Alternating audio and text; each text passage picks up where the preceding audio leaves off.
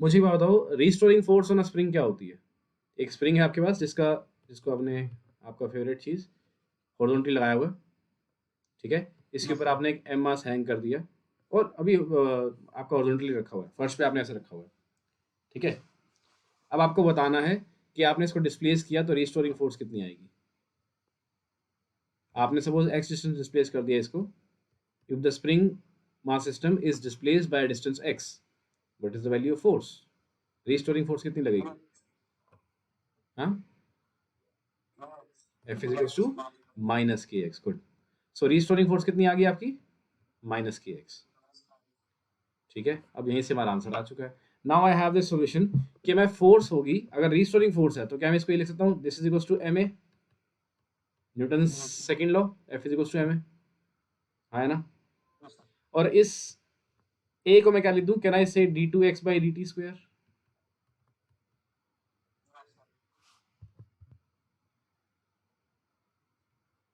This is equals to minus K X upon, मतलब just K X, ठीक है? तो आई हैव दिस एक्सप्रेशन कि D two X by D T square is equals to minus K by M times of X, है ना? So D two X by D T square, क्या मैं इसको बोल सकता हूँ दिस इज एक्सेलरेशन? ये हमने खैर यही लिया था। This is equals to minus, अगर मैं इसको ओमेगा स्क्वायर बोल दूं, सम ओमेगा स्क्वायर, तो ये क्या बन जाएगा? यही तो मेरी एस एच एम की इक्वेशन है ना?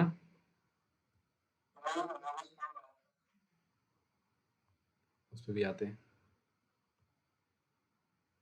Okay, so now you are saying omega square आया कहाँ से? Forget omega square, I am just saying मेरी एक्सेलरेशन जो आई है, this is equals to minus some P square times of X. This is P something, अभी हमें उसके ध्यान देने से मतलब नहीं है, ठीक है? हमें एक चीज मिल गई, that acceleration is equals to minus something times of X, minus a constant times of X, ठीक है?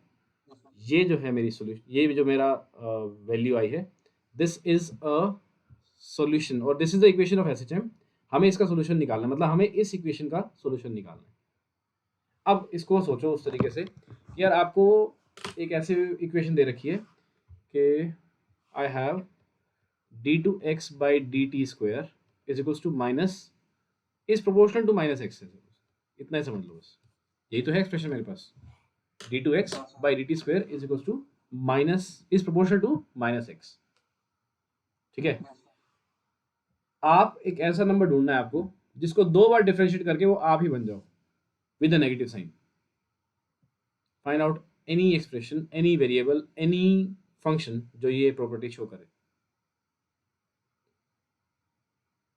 आपको फटाक से याद आएगा, यार मैथ्स में साइन ओमेगा टी साथ यही होता है,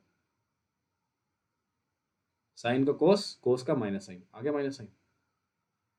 सो हम नहीं कह रहे कि ये A sine omega T is the solution. हमारे पास इक्वेशन निकल के आई कि रिस्टोरिंग फोर्स जो होती है that is D two X by D T square of minus X proportional to minus X. हमने कहा यार ये तो ऐसी पिक्चर बन रही है बिल्कुल साइन वाली, तो साइन रख के देखते हैं एक बार, ठीक है? तो आप बोलोगे कि यार let me put that X is equals to some A times of cos omega T, cos रख लो या साइन रख लो, आपकी मर्जी है, या फिर you can say this is equals to B sine omega T, कुछ भी पुट करके देख लो। आपने पुट किया, बिल्कुल सेम एक्सप्रेशन बनी। फिर आपने देखा यार ये तो मेरा सॉल्यूशन को अच्छे से डिफाइन कर रही है, तो अब से यही मेरा सॉल्यूशन है। ऐसा नहीं है कि कोई और इक्वेशन हो नहीं सकती, बिल्कुल हो सकती है, but this is a very easy very simple solution, ठीक है? इसको बोलते हैं हम solution ansatz, solution ansatz, A N S A R T Z, ansatz का मतलब सॉल्यूशन गैस करना, ठीक है? हमने मतलब इक्वेशन का नेचर देखा, वहां से हमने गैस कर लिया यार ये तो साइन बड़े आराम से कर रहा है, तुम यही कर लेते हैं। सो आज से यही मेरी इक्वेशन है एसएचएम की, ठीक है? अब आपको ध्यान रखना है, कोई भी पिक्चर, अब आपको देखो बोलते ना कि 150 देख के समझ में आ जाएगा 144 होना चाहिए, जैसे हमने ये किया अभी कि 150 का रूट है, अगर आपको बोल दिया जाए कहीं पे भी 150 दिख जाए तो आपको फटाक से याद आना चाहिए इसके पड़ोस में नंबर कौन सा जो परफेक्ट स्क्वायर है, 144 और 169, फटाक से याद आना चाहिए, ठीक है? तो आप बोलोगे इसका ये 12 का है तो ये 13 का है, तो दिस विल बी समथिंग 12.2 12.3 ऐसे कुछ आएगा। ठीक है, ये अब पिक्चर कब बनी, जब आपने एक बार इनको याद रख लिया, इनको आपने समझ लिया अच्छे से। ठीक है ना, सेम चीज आपको करनी है इन दिस। अब इसको बोलते हैं differential equation. This is d2x by dt square is proportional to, मतलब is equals to minus K X. आपके पास ये एक्सप्रेशन आराम से आ चुकी है। This is the equation of a spring.